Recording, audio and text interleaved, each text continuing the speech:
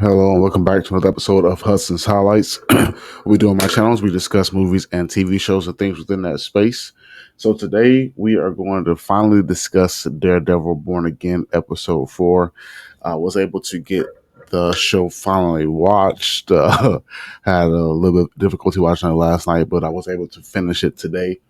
And we're going to get this thing started. So this will be a full spoiler discussion, open spoiler discussion. If you have not watched Daredevil Born Again episode 4, go ahead and check out, come back and try to watch that show. And then we can catch up on the details together after you finished it.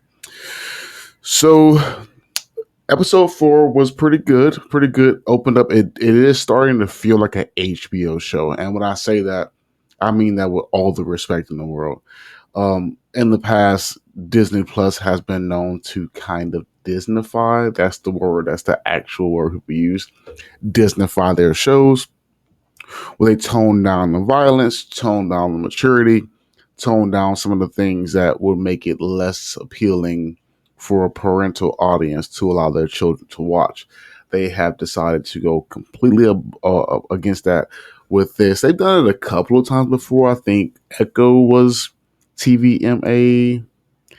I think that was it. I think everything else was 14. But anyway, just wanted to open up by saying that this is starting to feel like a HBO produced show with the drama, the violence, the intensity, and you can kind of get a feel for that just by the way that it opens out. So,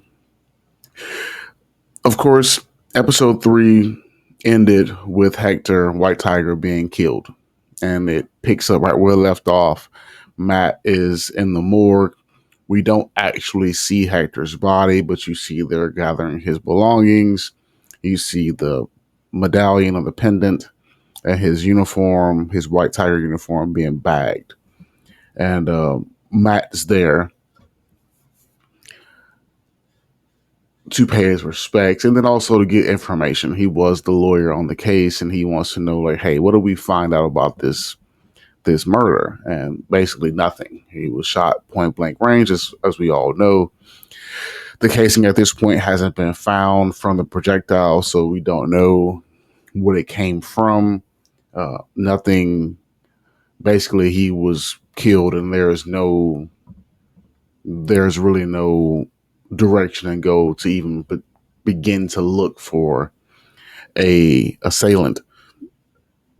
Aside from the fact that the audience knows that whoever committed the murder was at least wearing the apparel of what would appear to be the Punisher. This is when Hector's niece walks in. In the comics, she does actually take on the mantle of White Tiger, so it's nice. It's a really good Easter egg for us comic book fans and us Marvel fans to see her show up.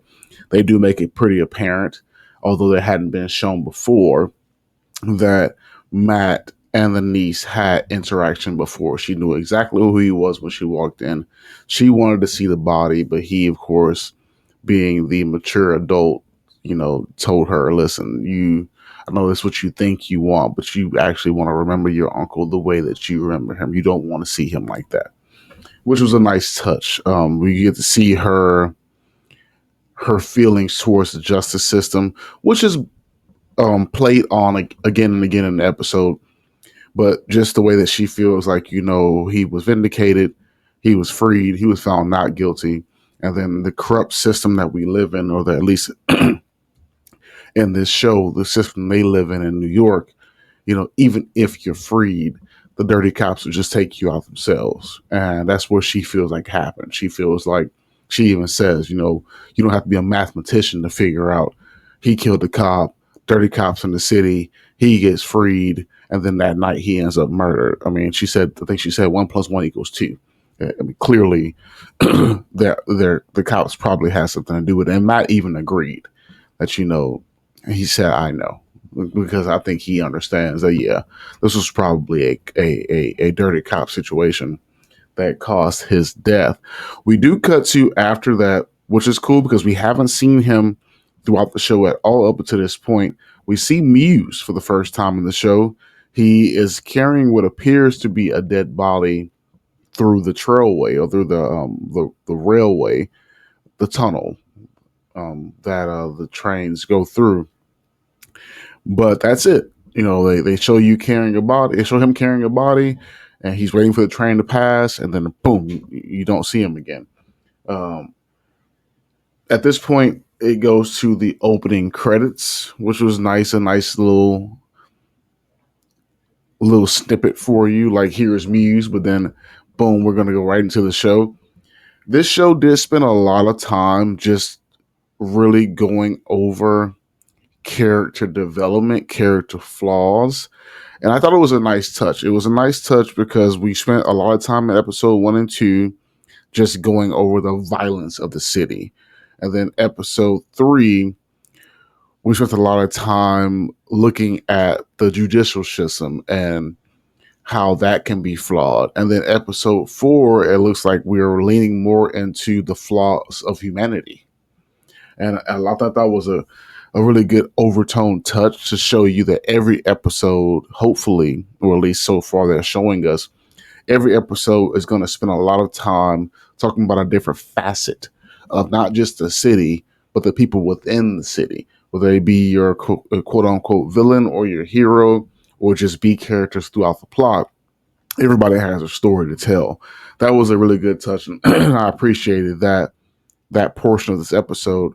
It is a lot less violent, even more so than episode 3, but I think it's deserved. Once you open out the gate that way, excuse me, and of course you led with so much violence and so much discourse, it's deserved for you to flesh out some characters now. You can do it one of two different directions. You could open up with character development and then lead into the violence as the show progresses, or you can open up with the violence and then build on the characters after. They chose the latter. I appreciate it. It is a refreshing tone of pace for sure. They really did, like I said, they delve into the character development for sure. The what is his? I don't know what his actual role is, but he was one of the political advisors' assistants.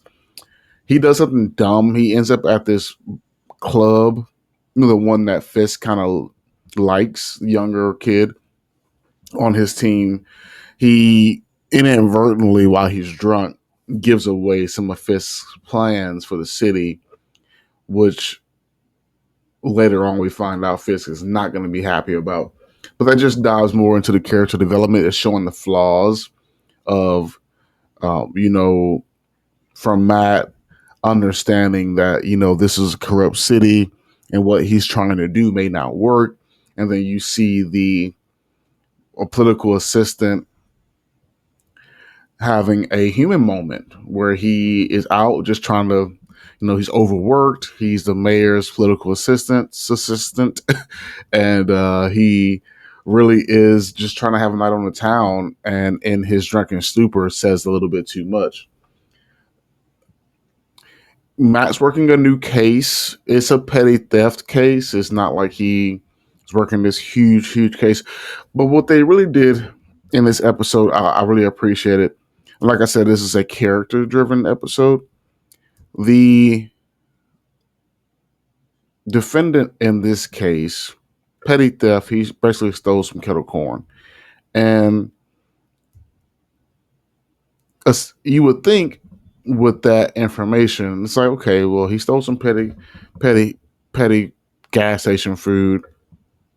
What's here to argue? And this defendant, his argument is, I have been pulled around by the system my whole life, and I've already been in jail. And they allude to it. He's had like 11 other crimes similar to this one. And Matt's pretty much telling him, hey, listen, you're going to do some time for this. Like, even if I go in and try to defend you, you've got a pretty deep rap sheet, and no jury is going to acquit you. And he's steadfast. I'll take probation. I'm not doing another day in jail. And I like his argument, not because it's a legal argument. Well, because it's a moral argument, and it's one that society can look at. We can look at ourselves. He asks a very very serious question. He says, the first time I went to jail for 30 days, they cut my SSI off, and then the second time they cut my food stamps off, and he says, when they cut that off, they make you go through so many hoops that I couldn't get it cut back on. And now I'm at the restaurants digging through the dumpster trying to find food. He says, I just want to, I want a dessert. I want to be able to have a good meal. He said, and it's unfair. He said, so he said, yeah, I went in the gas station. I like caramel kettle corn, and I saw it and I wanted it. He said, what's sad about this is that the DA's office is willing to spend thousands more to arrest me and keep me in jail for 10 days than they would be willing to spend to feed me in the first place, which is why I'm here. And it's just a deep moral dilemma. And it's one that I'm glad they brought that up, because it's one we face in the real world society, is that we do spend an abundant amount of money incarcerating people, and we spend a fraction of that trying to keep people from in the position to make those decisions in the first place. If you ask yourself, how many shelters are out there that feed people and house people temporarily and provide them with the resources to find employment versus how easy it is to be incarcerated? That's a real world moral problem. And I'm glad they were willing to take that risk, especially on Disney, and take the risk and bring that up. That was pretty nice. He also brought up a pretty funny moment in one of his initial defense with Matt. He said, what if what if that was a scroll? And it's funny because we haven't really heard about the scroll since that. Um, I hate to even call it a show. That thing that was Secret Invasion, that was awful, but at least they were willing to, laugh at their own demise. Like, hey, we know we made that show, okay? And they brought it up here, like, yeah, and even Matt even laughed it off, like, yeah, that's not possible. And I wonder if that's basically this Marvel's way of saying that didn't happen. You know what I mean? Like subtly saying, hey, we know we made that show. That was a different era. You could forget about that now. And if that's the case, then I'm okay with it. If that was your way of saying that Secret Invasion wasn't a thing, you don't have to convince me any further. I don't want it to be a thing anyway. So, moving on from that, there was a few different points in the show, and like I said, they'll spend a lot of time just character development. Vanessa and Fisk Kingpin are still going through their couples therapy, and there are some moments where they really do spend time just talking about past trauma, at least on her part. And we find out that she was a child that watched her father abandon her mother on a regular basis. And she looked down on her mother for just dealing with it. So you can see why she really felt a deeper layer of betrayal when Wilson decided to pack up and move out or move ship, at least temporarily, because I think maybe she felt like she was reliving her mother's footsteps. And that's just that happens. That's a real world thing. You should look at trauma that children endure, like abused children tend to have issues with abuse growing as adults. Um, Children who watch their mothers or fathers get physically abused tend to have issues with that as adults. The children who have issues with having readily available food in the house have issues with that as adults. So I like that they really are giving us not just a comic book story, not just a TV show story, but a real world, real people stories, things that we all can relate to, like having childhood trauma, going through issues of not having enough food to put on a table, going through issues of incarceration. These are things that people experience. And the fact this show took the time to show you this from different points of view. We get the defendant's point of view, we get Wilson's point of view, we get Vanessa's point of view, and to a certain degree, we even get Matt's point of view. And I like that. But the what really um for me at least was the deepest part of the show was at this point we finally get a chance to see Punisher. And like I thought in episode 2 when I wrapped up Hudson's highlights last week, I thought we may end up coming to Punisher at this episode because the writing was on the wall. Clearly there was some Punisher esque thing going on here. So Matt does make his way to Frank, and he basically asks him, like, and clearly he knows Frank wasn't the one that committed the atrocity, but he does say, "Hey, I lost someone, and the people who took his life were masquerading as you." And